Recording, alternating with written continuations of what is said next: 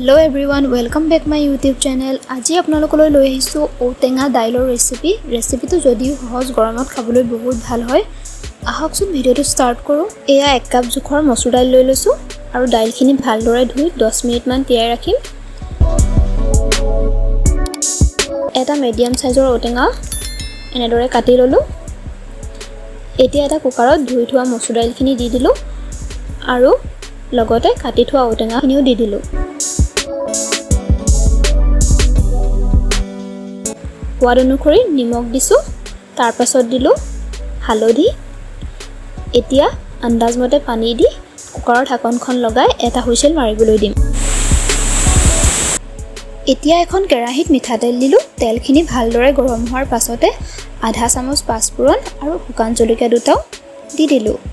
এতিয়া কাটি লোৱা পিয়াজখিনি দি অলপমান ভজাৰ পিছত ইয়াতে নহৰু পেষ্টখিনিও দিলো।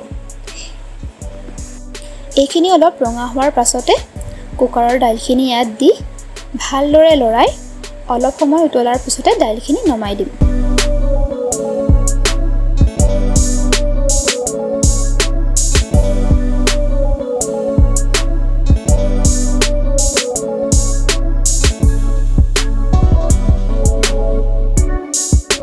এয়া আমাৰ ঔটেঙাৰ দাইল ৰেডি হৈ গ'ল।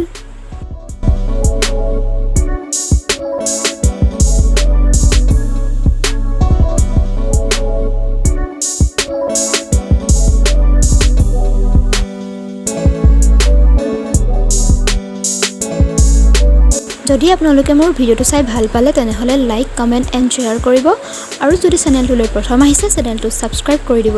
Thank U.